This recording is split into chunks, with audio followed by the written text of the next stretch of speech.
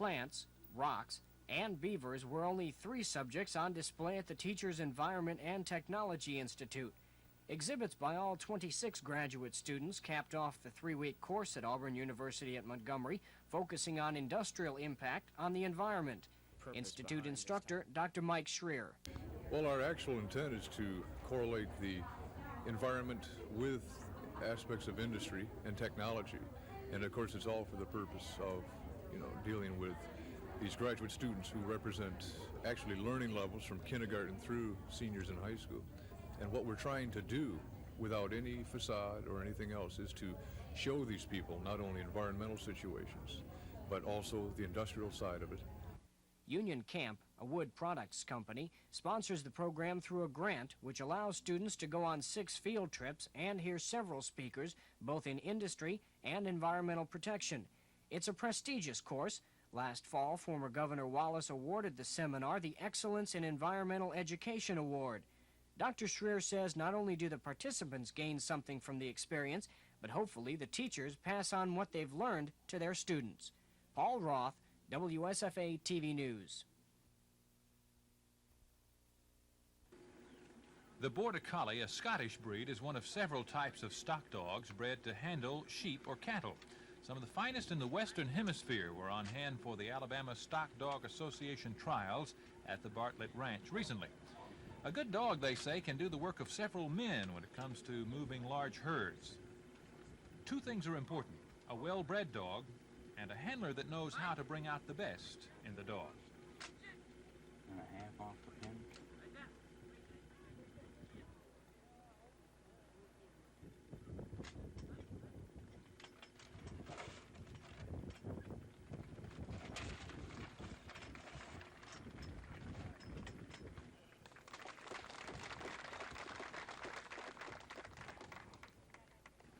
In this competition, designed to show the dog's considerable abilities, a judge carefully watches his every move. As the dog drives the sheep over the course, the judge takes points away from a maximum score of 60. Through a series of commands, either voice or by whistling, the handler orchestrates the dog's every move. It is possible for one handler, by means of several different sets of commands, to work several dogs at the same time, moving thousands of sheep or cattle. To an Alabama cattleman who's always fighting high labor costs, a stock dog may well be man's best friend.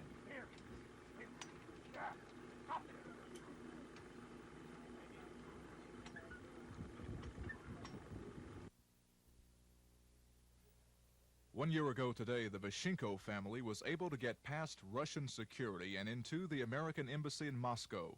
The Vashenkos are devout Pentecostal Christians who have sought exit visas from the Russian government with help of letters from many Americans. But the Soviets have denied those visas. So for the past 12 months, the 7 Vashenkos have lived in a 12 by 20-foot room in the basement of the embassy, hoping to one day be free to leave Russia. About 150 people, some carrying placards, stood in the noonday sun on the Capitol steps to show their support for the Vashenkos and other Soviet Christians and Jews. Senator Don Harrison told the group he is introducing a resolution in the Alabama legislature asking the Soviet Union to allow the Vashenkos to leave. Walter Bamberg, aide to Congressman Bill Dickinson, read a letter sent to President Leonid Brezhnev today that asked for approval of the exit visas. Reverend Cecil Williamson of Selma has been working for the Vashenkos' release for 2 years. On behalf of 7 courageous people, I want to appeal to all of you for your continued support. 7 brave people who are free in spirit and yet captive today in the American Embassy in Moscow. In addition to the Vashenko family, there are thousands of other Christians and Jews in the Soviet Union awaiting exit visas. The organizers of this rally here today are hoping that it will in some way help them obtain those visas. This is Michael Jones, WSFA TV News on the steps of the state capitol. A 5-member committee has been created by the Alabama Criminal Justice Information Center Commission to investigate a recent gubernatorial executive order. That order would transfer management and control powers over the National Crime Information Center computer from the Criminal Justice Information Center to the Department of Public Safety. The Department of Public Safety Director, Colonel Jerry Shoemaker, says he will seek to have that transfer held off, despite the fact that the transfer was made effective after a May 2nd letter informing the various agencies of the move was mailed. The change of control over the NCIC computer prompted heated discussion from members of the CJIC Commission. CJIC Executive Director Rufin Blaylock says the executive order was carried out without any discussion with him or CJIC's controlling commission. The move also was said to violate statutory law, which originally created CJIC in 1975. Allegations were also made by more than one commission member that the move is leading to what they call a police state. DPS Colonel Jerry Shoemaker says the move was proposed as a money-saving measure, shuffling several agency employees around, reportedly eliminating the need for at least 10 additional state employees to operate the computers. Governor James's letter outlining the change also said the move was a consolidation of police information efforts. However, representatives of the Sheriff's Association and the State Police Chiefs Association say they are against the move.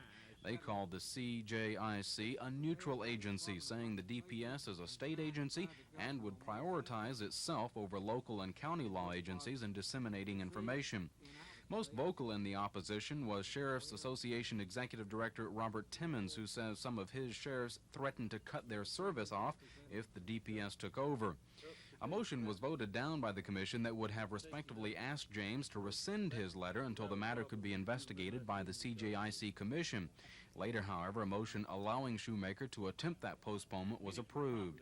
The issues allude to Shoemaker wanting control over the system, the commission afraid it will lose its viability, and local NCIC users are concerned over the neutrality of the controlling agency.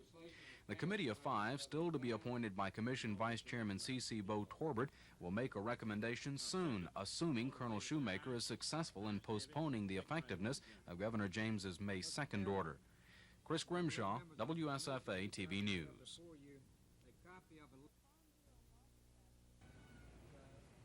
The Farm Bureau Market Basket Survey for June indicates an overall increase in grocery prices around the state. While pork and egg prices declined, they were offset by increases in beef, dairy products, and produce. Farm Bureau spokespersons say we already are beginning to feel the impact of gasoline shortages.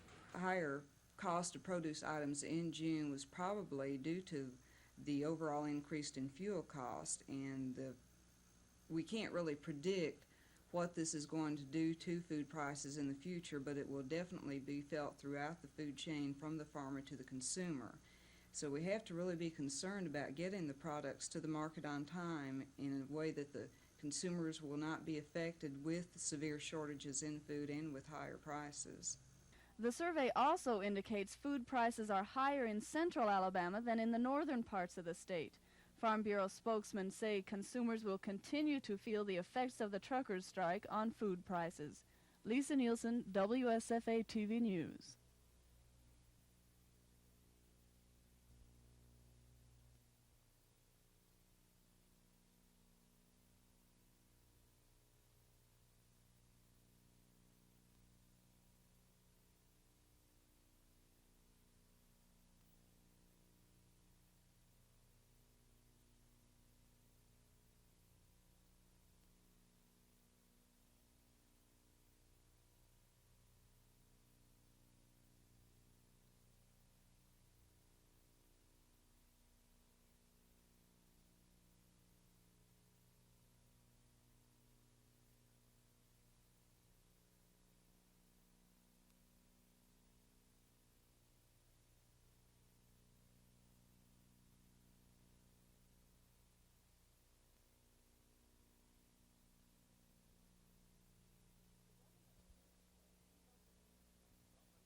The governor appeared before 3 local newsmen and reporter Dennis Latham of our staff in the live news conference.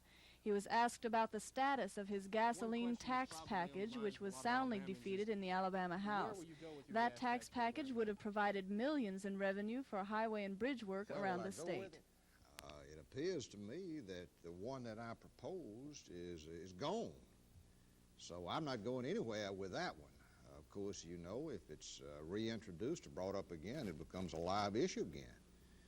And Several members of the legislature are still looking into the issue, looking at the projections, and we're going to play this thing week by week. I notice the price of gasoline is over 90 cents now in many places throughout the state, and I believe it's crystal clear the price of gas is going up, will continue to rise for some time, and that 4 cents investment, I think, will affect it little, if any, and certainly, as I tried to point out, roads and bridges and highways represent the largest single asset that we, the people of Alabama, own, and I think we need to look very closely before we allow them to deteriorate or erode further than they already have.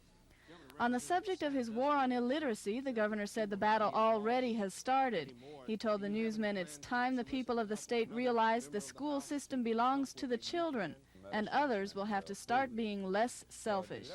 Lisa Nielsen, WSFA TV News. We'll be back with more of Capitol News Conference after this. To see those vote tallies, and I was making me very happy this afternoon with this week. Again, I thank you for permission to run again. I could not run in all conscience because I don't run my district. People think I do.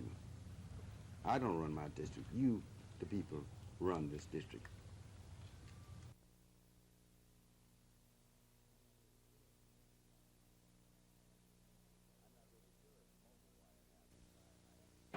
I'm not really sure at the moment why it happened. I understand that it's probably very simple. The funds simply weren't used, and the government won't carry them over into the next fiscal year.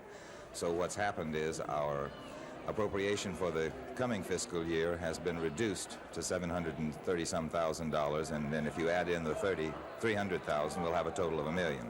So it would seem that we've lost the $330,000 from this last fiscal year. What does the governor's office plan to do about this? Well, the first thing we have to do is look into it and find out which projects were not funded, why they weren't funded, what happened to the paperwork. Doesn't it seem a little odd in a day when everyone is wanting an increased appropriation not to be spending some money that was appropriated? Well, if that turns out to be the cause, I suppose one could say that it is a bit odd, but at the present time I'm not really sure what the cause was, what the slip-up is, but I intend to find out. Coming, it's another happy day in the city of Montgomery as we gather for the purpose of announcing.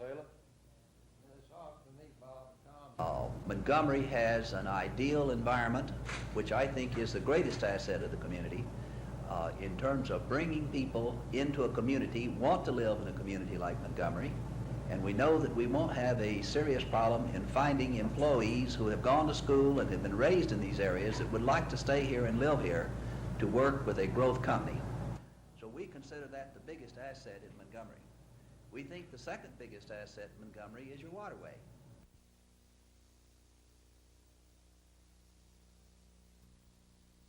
Locations in Alabama. However, that's not exactly true, but that's not the part that I take issue with. The part that I take issue with of additional students without additional. Another thing, the trend in higher education labor market who are already earning their own livelihood, they cannot take on. The point that is being made is that higher education needs to be under some kind of control in the state of Alabama. Another segment of state employees, 16, 18, 20, 24, 20, the Rules Committee members, to get this progresses long, and I'll have some more words to say about this, because I want a chance to vote.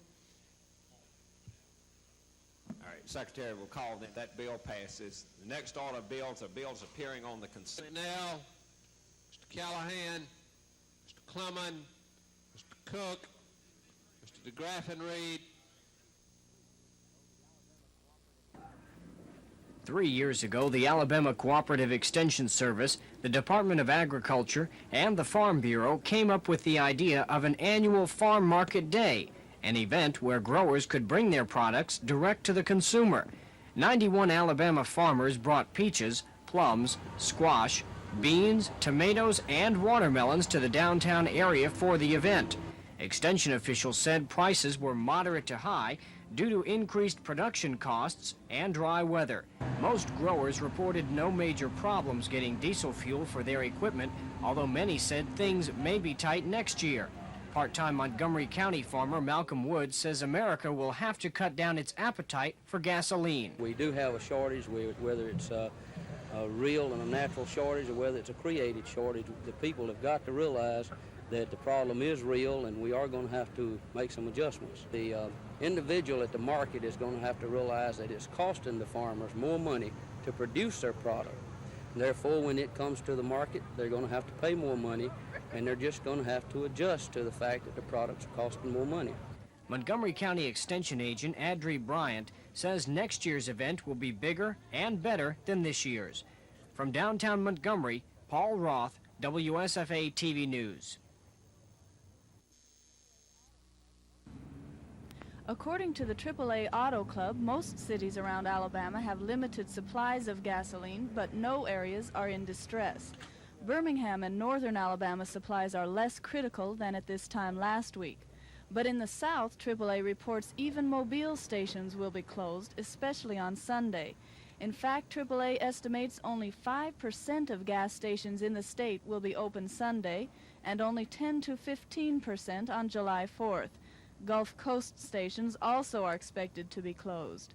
Prices have jumped an average of 1.4 cents per gallon in the past week. At full-service pumps, gasoline now costs an average of 86 to 94 cents a gallon, depending on the quality. Gas is 2 to 3 cents lower at self-serve pumps. Though gasoline deliveries are running well, there still is not enough gasoline in the state to keep many stations open weekends. Lisa Nielsen, WSFA TV News.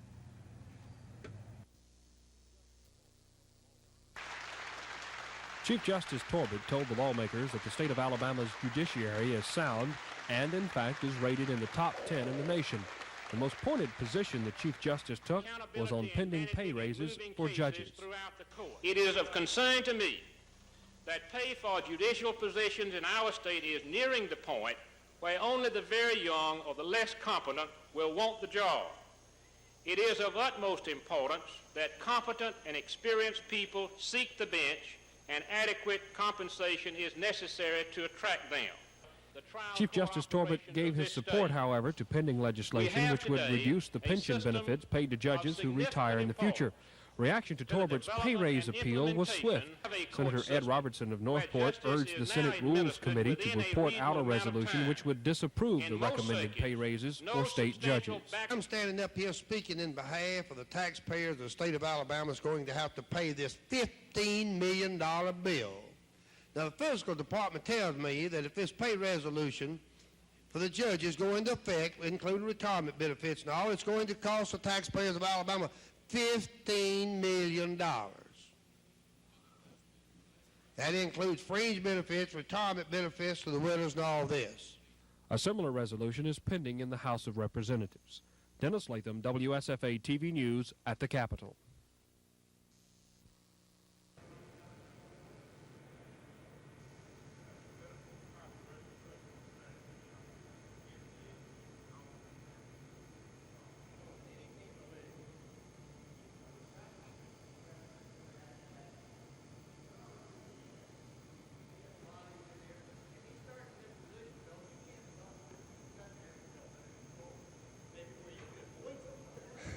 Well, I probably have made that decision a long time ago, and it just really hasn't been announced at this point. And, you know, I think in everyone's life there's things that you'd like to try to do that maybe really don't best suit you or best really fit with what you want to do with your life. And coaching was something that was a tremendous challenge. I mean, a very, very difficult thing.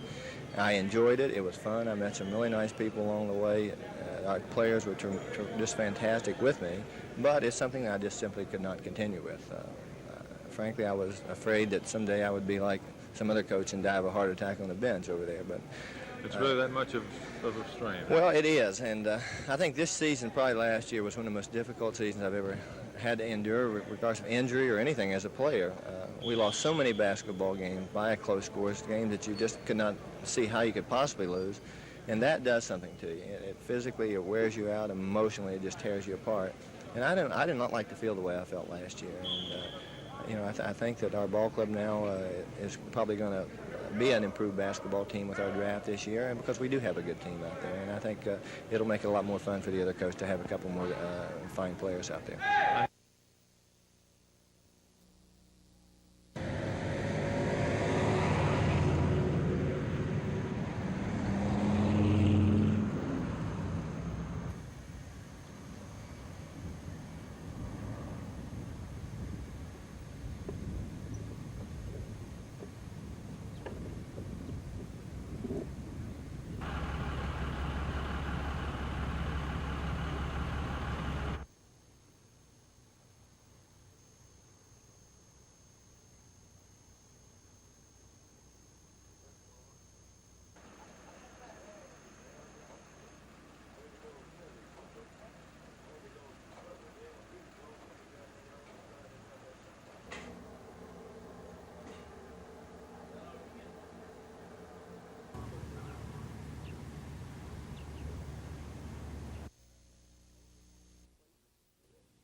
Traveling in a motorhome, Fraser Patillo and his entourage are traveling the state of Alabama trying to sell a new liquor dispenser, an electronic gadget that serves predetermined amounts of liquor.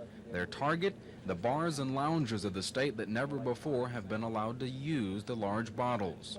A liquor dispensing system is going to monitor his drinks exactly, and he can keep complete control so he has no spillage or loss or whatever. How is that accomplished? Well, when you order a drink, the bartender puts a glass under the appropriately labeled faucet and presses the white button. A rack of circuit boards reads that electronic impulse and in turn activates one of the small positive displacement pumps. Each pump will jet out a predetermined amount of liquor to the waiting glass. Each time the system is used, a counter keeps up with the number of drinks sold for accounting purposes. The system offers multiple-sized drinks. The regular pour offers 1 ounce, and if you wish, the long pour offers 1.5 ounces. Each predetermined size is up to the system's owner. The liquor comes from inverted bottles that can be stored as far as 350 feet away from the faucets. Each faucet handles 1 brand of liquor and may have as many as 720 inverted bottles of that brand per faucet. The number of brands carried by each bar is up to the owner. These gadgets are new to Alabama because the state has prohibited the use of bottles in liquor serving, but Monday that will change, and so will the sale of these machines in the state. I know we have expectations of doing some $200,000 to $250,000 the first year. There are a number of such firms that are also touring the state trying to sell their version of this easy bar. Chris Grimshaw, WSFA TV News. It's been 3 weeks since the controversy surrounding the arrests of 3 black youths began. The matter centers not on their arrest, but on charges of police brutality and excessive force. During one of the arrests, a youth was cut when officers tried to release a pair of plastic handcuffs from his wrists with a pocket knife. Mayor Pro Tem Henry Bonner says he's attempted to work out the problems of the disgruntled citizens, but with no success. The group wanted immediate action taken against the officers involved, later calling for their suspension and eventual dismissal, along with that of the police chief and commissioner. When their demands were not met, they called for a boycott by black residents. Attempts to hold a public hearing on the matter have failed. Mayor Bonner says he's conducted his own investigation and identified the problem. We feel like mistakes were made, no criminal intent involved. I mean, when somebody gets cut, there's a mistake made. It was an accident, but we're just as liable for an accident as we are criminal intent. And yes, we did make reprimands, and we're taking every step to see that nothing like this happens again. We made public apology. Merchants say the boycott has had some impact on business, but not a major one. The spokesman for the group dissatisfied with the action taken, Reverend Lithonia Wright, could not be reached for comment. From Roanoke, Alabama, Paul Roth, WSFA TV News.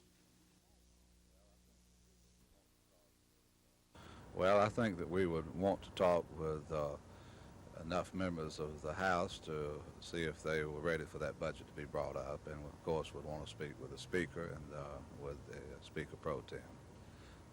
What about votes?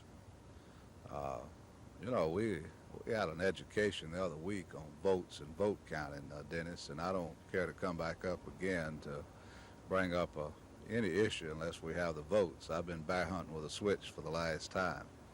Do you think you might be able to round up enough for the majority needed?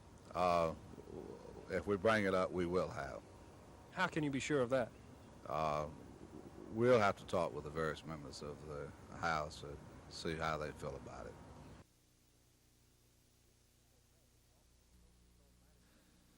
In May, the Office of Coastal Zone Management issued this draft of an environmental impact statement for the Apalachicola River and Bay Estuarine Sanctuary project. This pending project, which also involves the Chattahoochee and Flint rivers in Georgia and Alabama, is of great concern because of the uncertainty it casts upon the future navigation of the three rivers. On Thursday of next week, the time runs out for the governor to respond to the draft impact statement. Governor James and his advisors want a meeting between the governors of Georgia, Florida, and Alabama before a response is made. From this meeting, we hope to be able to go back to the people in the federal government at NOAA and at the other agencies in the federal government that are involved in this and say, this is what the governors have decided. This is a satisfactory solution. Work with us in this way to effectuate this end. Many in Alabama believe that the creation of such a sanctuary will seriously hamper development on the Chattahoochee River because of the unreliability of navigation to the Gulf of Mexico. A case in point is the Kenark Corporation, which had originally planned a $3 million plant for Columbus, Georgia, on the Chattahoochee River. But because of the problems with the sanctuary, they decided to locate in Montgomery and announced that decision yesterday. George Hardesty of the Attorney General's Office and Walter Stevenson of the State Planning Office are also involved, and there is talk of a federal court suit against the state of Florida if plans continue for the sanctuary without meaningful input from the state of Alabama. Dennis Latham, WSFA TV News.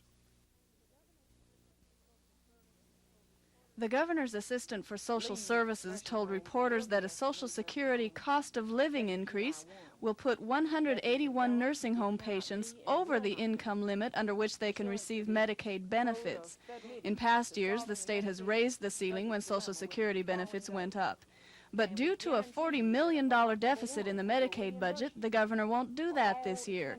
He's received numerous complaints that nursing homes have threatened to throw out all Medicaid patients in addition to the 181 who will be affected. They cannot be just put in the streets. That is not right in the first place. It is illegal in the second place, and it shall not be done. Ms. Ivey says patients will be reviewed individually to determine whether their health will be affected if asked to leave nursing homes. Because of the freeze on nursing home evictions, Legal Services Corporation has dropped a request for a temporary restraining order which would have had the same effect. Legal Services recently filed suit charging Medical Services Administration with improper handling of review and transfer of patients. Meanwhile, the governor has asked all nursing home administrators for advice on how to get out of Medicaid's operating deficit. And Ms. Ivey indicated he's disappointed that he was above board in telling nursing homes the state has no money, and some homes took advantage of the situation by telling all Medicaid patients they have to leave. Lisa Nielsen, WSFA TV News. Organizers were surprised and pleased at the large turnout for the $15 a plate dinner. Vernon Jordan, president of the National Urban League, was the guest speaker. He praised a recent Supreme Court decision allowing companies to have special programs designed to promote minority workers. It's a very important decision which reaffirms, I think, for black people their faith in the constitutional process, their faith in a court with which they have reason to have some doubts about. The Weber decision is important because it reaffirms the importance of voluntary affirmative action. It reaffirms the process whereby the private sector makes a decision to act based on historic inequities to do something about it. Jordan described the Urban League as a multi-million-dollar community-oriented civil rights organization which articulates the needs of the underprivileged. Lisa Nielsen, WSFA TV News.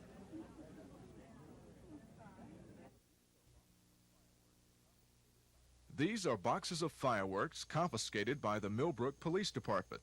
They were confiscated because the state of Alabama has outlawed the sale, possession, or use of fireworks now considered illegal, like regular firecrackers, and a slightly more powerful model known as an M80, skyrockets, Roman candles, smoke bombs, and just about every other type of firework made. In fact, the only legal fireworks in Alabama are paper caps for toy guns and sparklers. These fireworks can be sold only twice a year, from June 25th through July 5th, and December 15th through January 1st. And there are restrictions on selling the legal fireworks. They must be kept away from flammables, signs cautioning against smoking must be posted, and they cannot be sold to someone who's intoxicated or to a child under 10. Last year, one child was killed and 3 others seriously injured in separate incidents involving illegal fireworks. But if the 4th of July just isn't the same without fireworks, you can still see spectacular displays like this one at one of the shows put on by a professional fireworks company that'll be around town on the 4th. Michael Jones, WSFA TV News. This weekend, Americans will be celebrating the country's independence from England 203 years ago, and at the same time, despairing at our current dependence on foreign oil. It's a fact that gas prices are up while supplies are tight.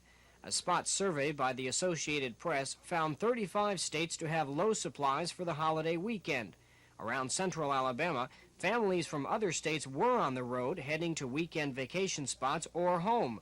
However, scenes like this kept many Alabamians from driving too far. Yes, ma'am, it does. Now that the holiday season's rolling around, more people are traveling and the gas shortages and everything else. Well, we do guarantee you a seat ride.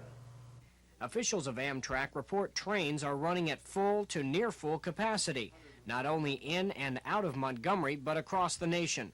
Spaces fill up so fast that Amtrak is turning away people. Last month, for instance, 756,000 Americans who wanted to travel by rail couldn't. A spokesman for Amtrak in Montgomery says business this holiday weekend is above normal, but not any different than the large increase in ridership which began several months ago. It was the same story at Danley Field. Hundreds of vacationers opted for jet travel rather than try to find an open gas station. One woman who was flying to Miami for the weekend told me, with an imposed maximum purchase of $5 of gasoline from South Florida dealers, the cost of flying was less than what it would take to go by car. Airline officials report a steady flow of customers beginning late last week. One airline spokesman revealed his company transported close to 600 people today. He estimated most were heading to the East Coast or South Florida, areas hardest hit by the gas crunch. What about next month's gas supply?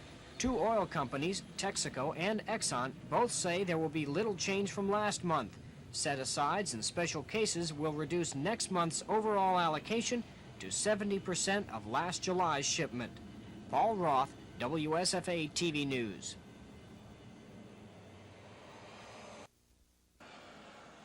Despite the fuel problems, there is quite a bit of traffic on the state's highways this weekend, including trucks. The trucker shutdown here in Alabama has quieted considerably since it began 3 weeks ago with a rally at Crampton Bowl and a meeting with Governor Fob James. There have been no reports of violence in the state during the past few days, although isolated shootings were reported in North Carolina, Tennessee, and Ohio. The fuel terminals in West Montgomery were the targets of the Montgomery area truckers, and at one point there were more police officers in cars at the terminals than truckers or trucks, either striking or working. But today, only one motorcycle officer remains on duty, while fuel trucks roll without problems. Both the state of Alabama and the federal government have offered some relief for the truckers. The Alabama Public Service Commission instituted an adjustable surcharge to help recoup some of the rising cost of fuel. The federal plan has a similar provision and also pledges to support uniform length and weight standards. The future of the trucker strike will be clearer tomorrow after the country's various trucking groups vote to continue their shutdown or return to work. Michael Jones, WSFA TV News.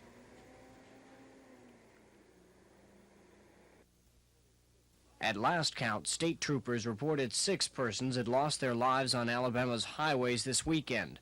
One officer on the road says traffic was heavy late Friday and on Saturday, possibly indicating many residents spent the weekend out of town and will be returning by Monday. Public Safety Information Officer Lieutenant Roy Smith says troopers will be visible this week. There will be a lot of people that will be tying 2 weekends together with the Wednesday holiday. And of course, we would expect to see more traffic on the highways during this entire week, connecting with the 2 weekends, if the fuel situation holds out for everyone.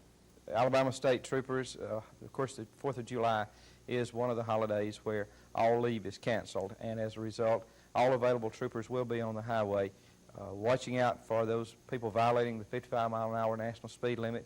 Smith says the 3 biggest factors involved in highway fatalities are high speed, intoxication, and carelessness, factors the Highway Patrol hopes it can diminish by being out. Paul Roth, WSFA TV News. The diminutive author was greeted with a rousing ovation by a packed house on the Auburn campus. Capote told the crowd he planned an Alabama night for them because of his deep ties to the state. For most of his early life, until he was about 9 years old, Capote lived in Monroeville. It was there, in that small South Alabama town, that he wrote his first story.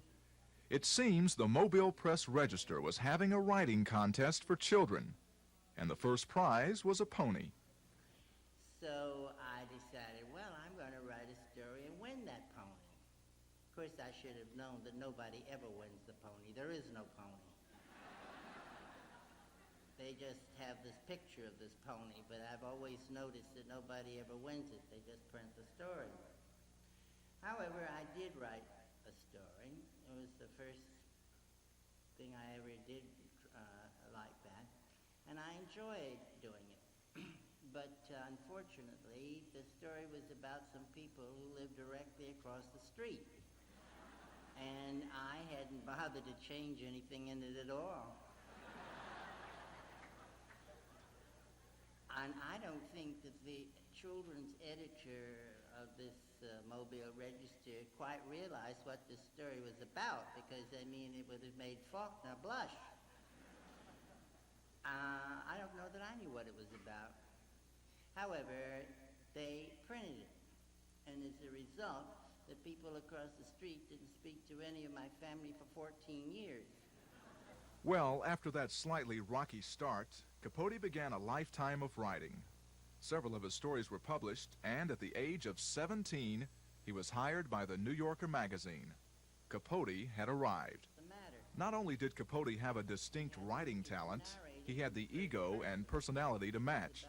He's been involved in numerous controversies over the years, and this night at Auburn, after he had had enough of photographers taking pictures, he let a bit of that famous personality shine through. Excuse me, would you mind stop taking those pictures? Thank you. 2 of Capote's most famous stories are A Christmas Memory and A Thanksgiving Visitor, both based on his life in Monroeville as a young boy, and about a person he called his friend. I'm a great deal in Monroeville, Alabama, in a rather large house with relatives of my mother's. Among these relatives was a woman in her middle 60s whose name was Mrs. Fork. She was a semi-invalid, but a rather vigorous woman all the same. She was considered quite eccentric by most people, though I wasn't really aware of it at the time. She was the person who had the greatest influence over me, and she was the first person who taught me to read. I've written 2 stories about her that are completely autobiographical, and both times Miss Geraldine Page won an Emmy for the Best Actress, which she thoroughly deserved. In any event,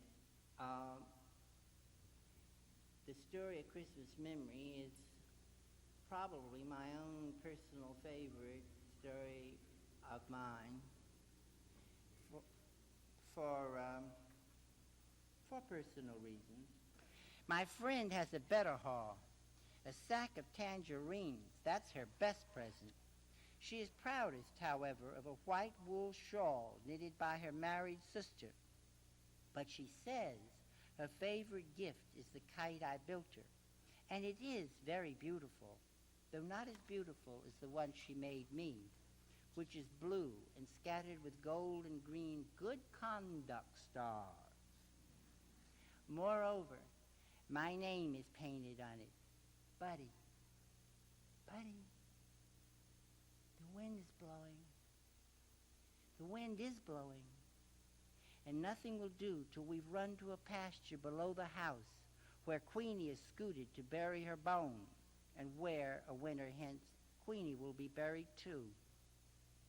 There, plunging through the healthy waist-high grass, we unreel our kites, feel them twitching at the string like skyfish as they swim into the wind. Satisfied, sun-warmed, we sprawl in the grass and peel tangerines and watch our kites cavort. Soon I forget the socks and hand-me-down sweater. I keep searching the sky as if I expected to see, rather like hearts, a lost pair of kites hurrying toward heaven.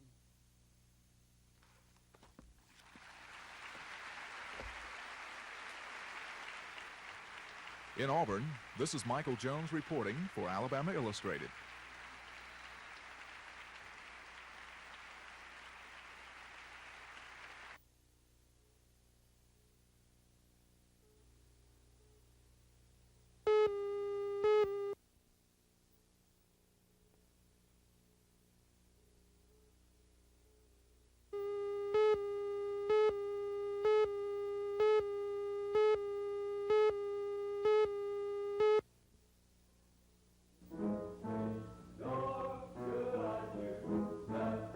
These actors are preparing for the beginning of this summer's season of the Huntington Repertory Theater. After a week's delay and some building changes to comply with the fire safety code, the season is tentatively scheduled to begin Wednesday. That's provided the Dungeon Theater can pass inspection by the State Fire Marshal's office.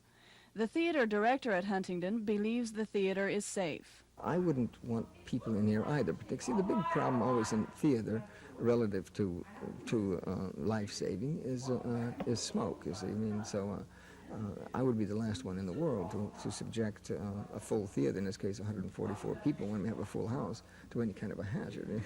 That's not for me. The actors will perform 3 shows on alternating nights. All of them are musicals. One is Can Can, which is a rousing musical, Cole Porter music. I think Cole Porter put all of his best songs together and say, hey, let's make a music out of it. And made a wonderful musical out of Can Can. Then it's Apple Tree. Apple Tree is really 3 small musicals, kind of 3 one-act musicals. And one of them is the topic of Adam and Eve, called The Diary of Adam and Eve. And the other one is The Lady and the Tiger, which Mark Twain bit about rather than letting the man be married to a beautiful woman, will you let the tiger eat him? And of course, we never know what actually happens in that.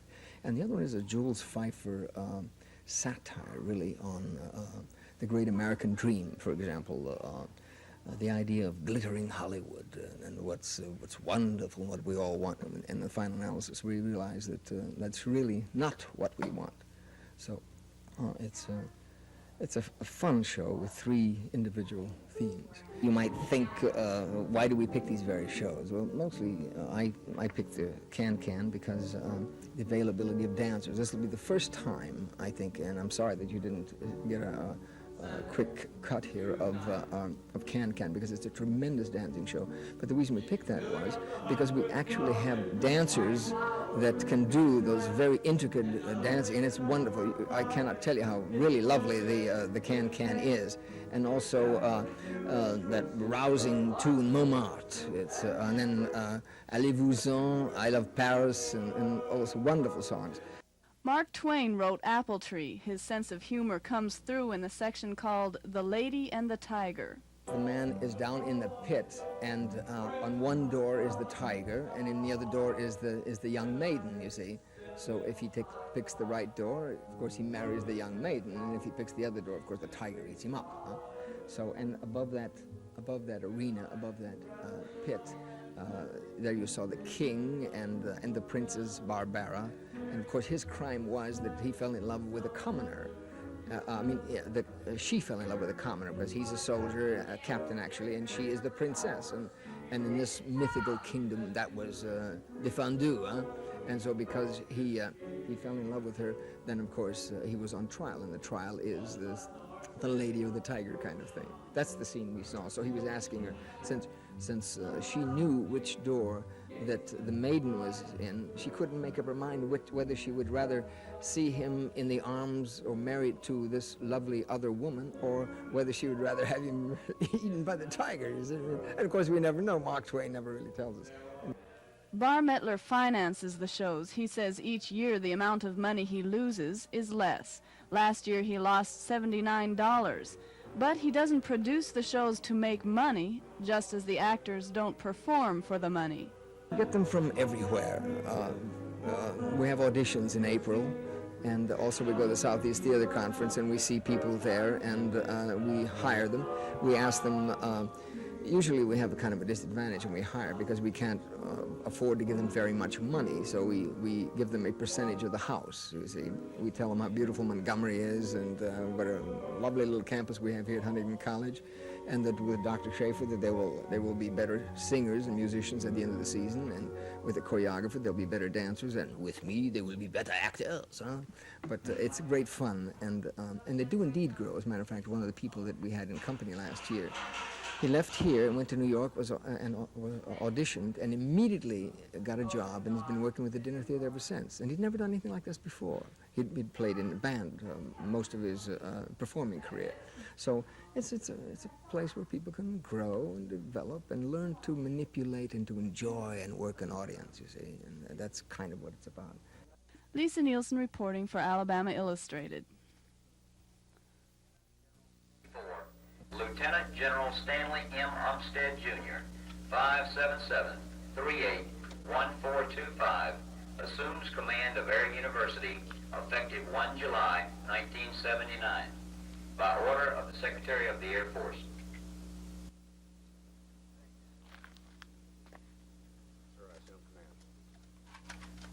This is Lieutenant General Stanley M. Umstead, and he is now the new commander of the Air University here at Maxwell Air Force Base in Montgomery.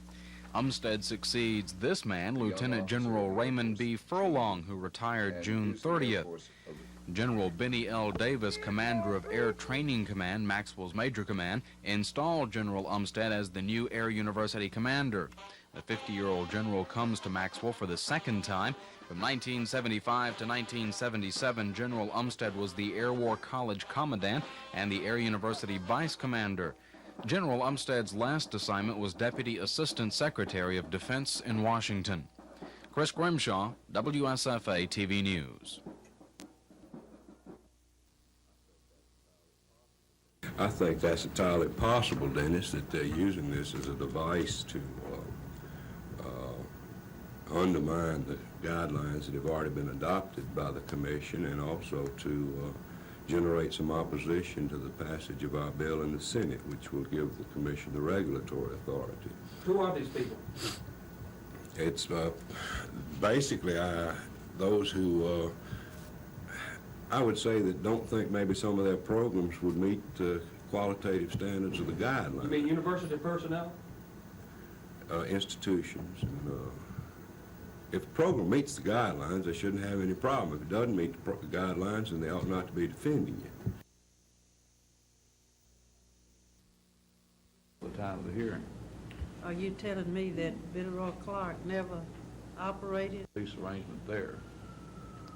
What's your recommendation? Okay, We've got several intervenors who do want to file some briefs, and we want to give them time to file those briefs and look at all the evidence that is presented to this commission, and that we are not going to take up the Alabama Power Company case this morning, but will defer it until Friday, July the 13th.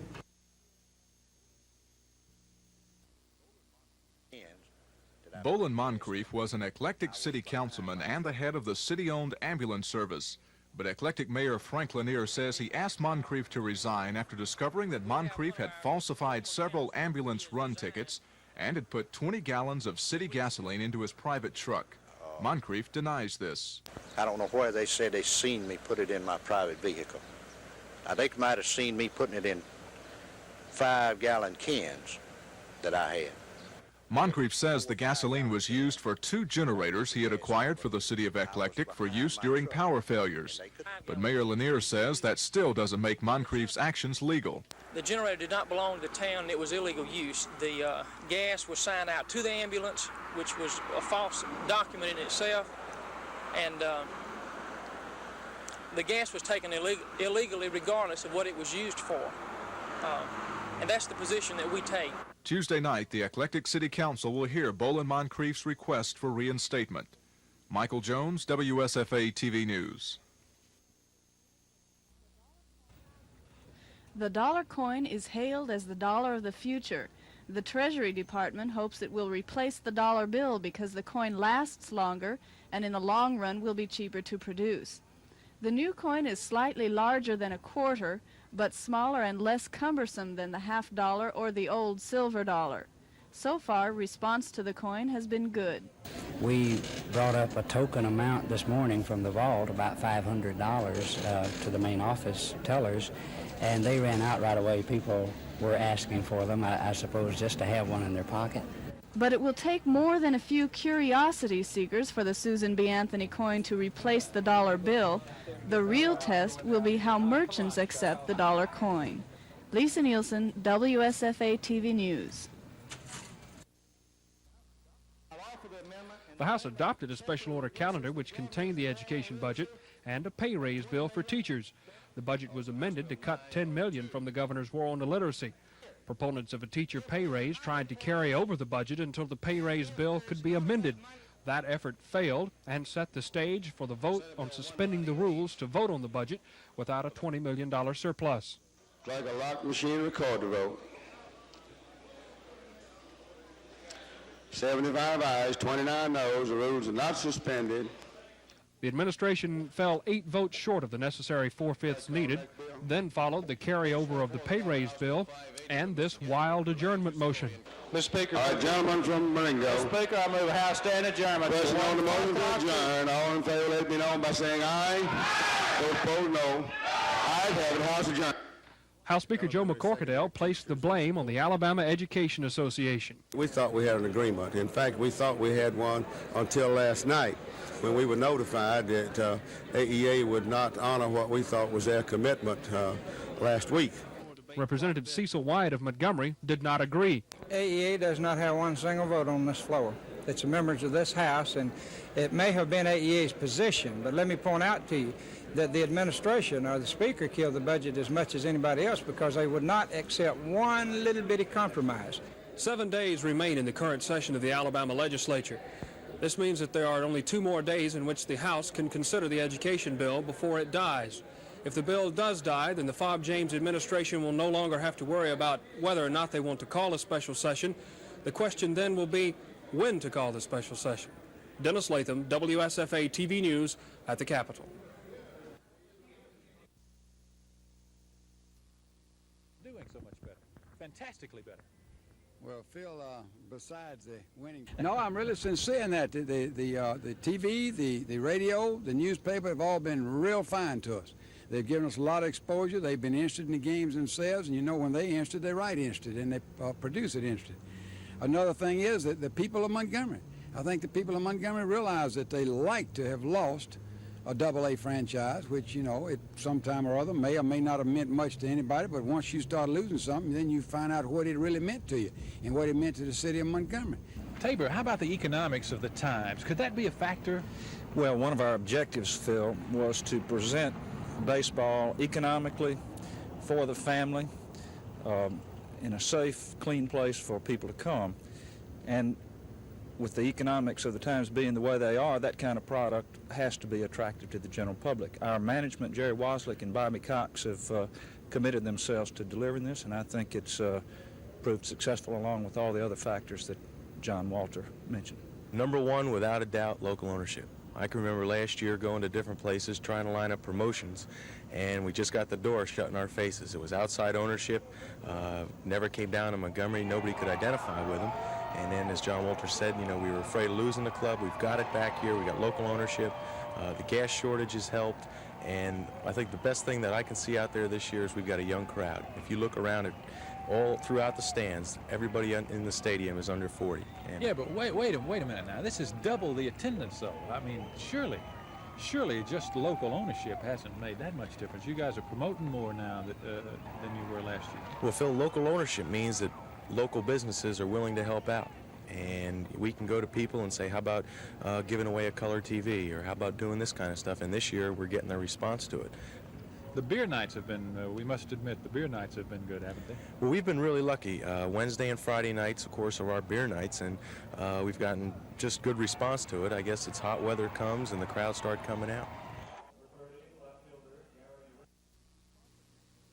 If you thought the gasoline supply situation was already bad, state energy officials say it's even worse and that no improvement of supply is in sight. Energy Department figures say Alabama received 180 million gallons of gasoline in July of 1978. This year, during the same supply period, only 162 million gallons were allocated to the state. Energy official Ed Husbeth says the state allocation is 15% short of last summer's supply. We were short in June, we were short in May. Now in May we were short, but the President and Mr. Schlesinger said the situation would get better as you went on into the summer. However, the situation has not got better. In June, we actually were about 10.5% short of what we had in June of last year. That's on gasoline. Now in July, we're going to be approximately 10% short of the amount that we received in July of last year. That means if you take into account growth, we'll actually be more short than 10%. State energy officials assess the situation like this. They say gasoline supplies for the state of Alabama will be short for the rest of the summer. This is Norman Lumpkin, WSFA TV News reporting. Diesel fuel. Its price has driven independent truckers to violence. Some regular motorists say they are planning to buy diesel fuel burning cars because it's supposed to be more economic. State Energy Board official Ed Husbeth outlines the present and future diesel fuel situation here in Alabama. Well, basically, diesel fuel was decontrolled back in July of 1978. As of now, there are no price or allocation controls on diesel fuel. Gasoline still is allocated by the federal government, and there are federal price controls on gasoline, but not so on diesel fuel. As a consequence, the price of diesel fuel has varied around the state from 75 cents to $1 a gallon. And this is one of the things that did have the truckers upset. Now, as far as supply of diesel fuel, the supply of diesel fuel is going to be more plentiful than that of gasoline. This month, Alabama should receive 14% more diesel fuel than we received in July of 1978. State energy officials tell us that diesel supplies for the state of Alabama will get priority over regular gasoline supplies because the truckers are involved in business and commerce, and the regular motorists will just have to suffer. This is Norman Lumpkin, WSFA TV News reporting. It costs more than ever to put gasoline in your car, and at some Montgomery stations it's costing more than it legally should. The Federal Department of Energy office in Birmingham told TV 12 News that they have received several complaints from Montgomery residents concerning gas price fixing. 2 weeks ago, some Department of Energy staff members made a spot check of 13 Montgomery gas stations. 8 of those 13 were found to be overcharging. The penalty for this ranges from $2,500 per day for simple errors in the pricing to a $10,000 per day fine for knowingly overcharging. The Department of Energy would not reveal the names of these stations to us at this time because they are still investigating them until mid-July. However, at that time, TV 12 News will have the results of their investigation.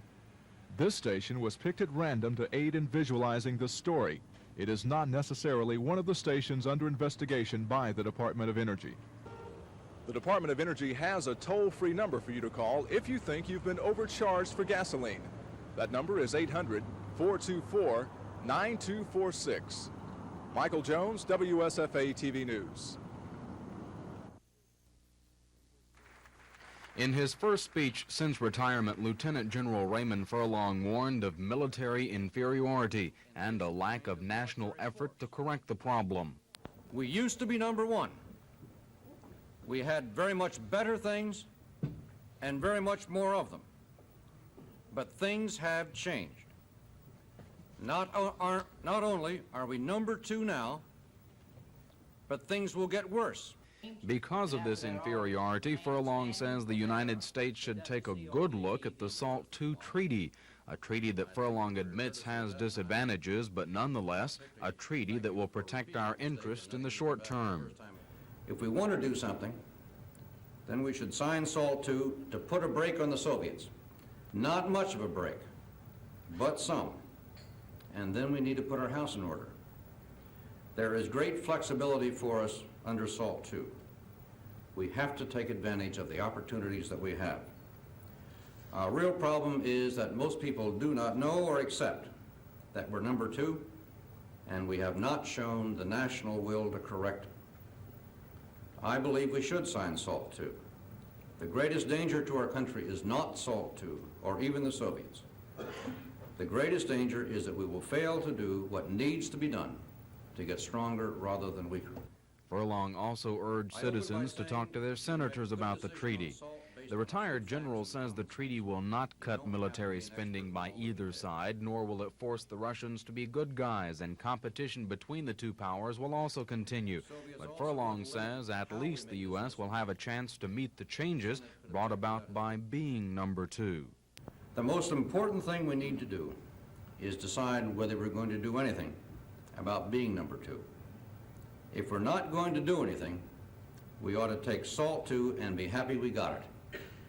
SALT III will be a lot worse.